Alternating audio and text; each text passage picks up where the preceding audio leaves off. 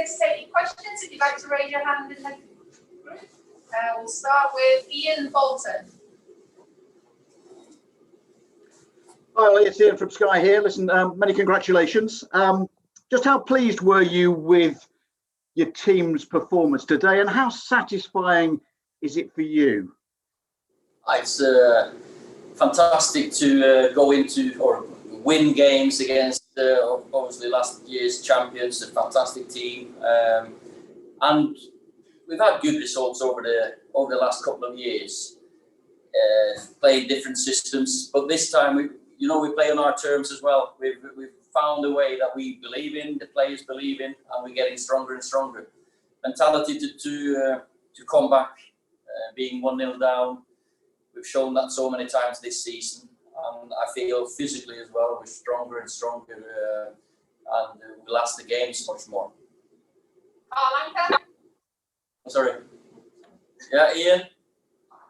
Yeah, you talk about getting stronger and stronger. I mean, here you are, you're top of the table. You've just beaten Liverpool to get through to the next round of the FA Cup. Do you sense that you are going from strength to strength? Of course, we look at the difference from a year ago or 6 months back. So you can't take too many big strides at one point, but we're gradually, layer by layer, getting better and better, winning tight games. So you have the morale and the confidence, of course, is very good. Hi, Ollie. Congratulations on the victory. Thank you. A goal and assist for Mason Greenwood, who stood a bit wider than he typically does. Was that a tactical approach from you? Yeah, Mason's and Marcus's position today were a little bit wider than we normally do. Of course, we know that if you're too condensed against a Liverpool side, if you can let them defend narrow, they'll win the ball off you and counter-attack off you very quickly. Two very good goals. Mason's first, I thought he composed himself really well. I thought the ball bounced and he had to wait for it. Very good finish. Same for Marcus. He had to wait for it, but he slotted it really nicely. So very pleased with the two of them.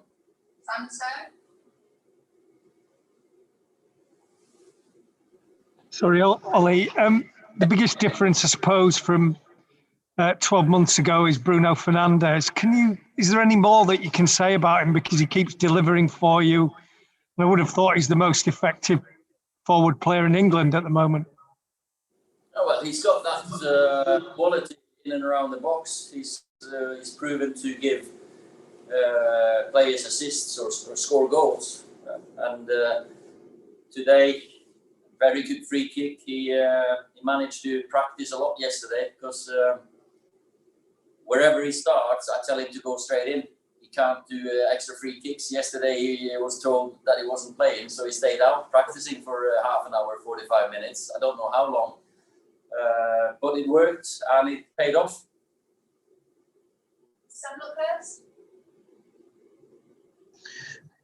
Ole, it seemed though the substitutions were quite transformative in the second half. What was your thinking in terms of bringing, obviously, two very good players on, but also putting Paul back out on the right, because he seemed to have an impact from there as well? I thought Paul played really well in central midfield today. Got on the ball for us and won tackles, won headers. But he did really well at Anfield, covering. We know Robertson is going to come, and we felt for a little spell there, they overpowered us a little bit maybe with Robertson. He was coming more forward, and the thought was to get Fred's energy, Bruno's energy, and Paul's physical presence and the power to stay with Robertson, and I thought he did it perfectly. Hi Ollie, do you Ederson was very good again today. Do you think Mason can learn, is learning and can continue to learn a lot from him? And what has Ederson sort of brought to your team and the squad?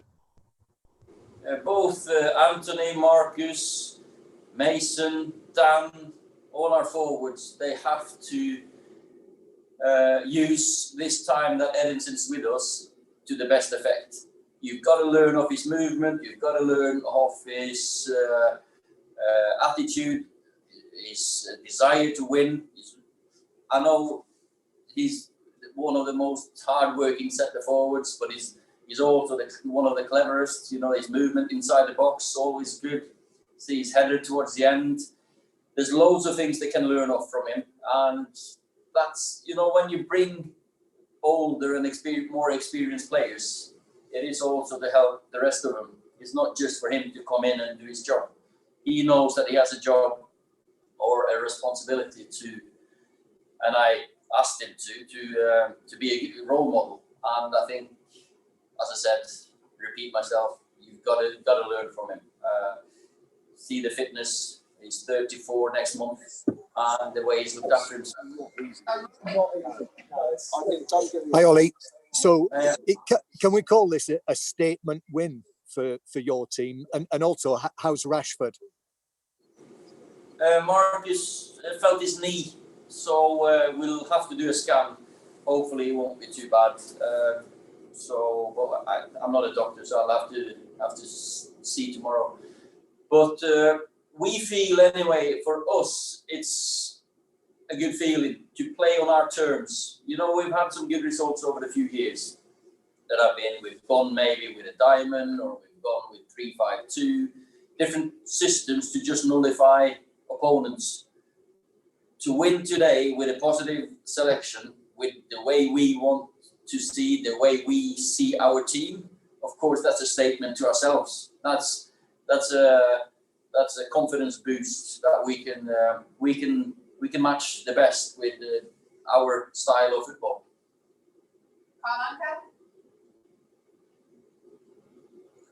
Me again. Just wanted to ask about Donny van de Beek getting a start in the number 10 position. How do you feel he played today? Oh, you can see his cleverness in his movement and how efficient he is with the ball. So of course, it takes a lot out of you. He's mentally prepared for this game. He knew a few days ago. So we felt that he'd done his job when we took him off.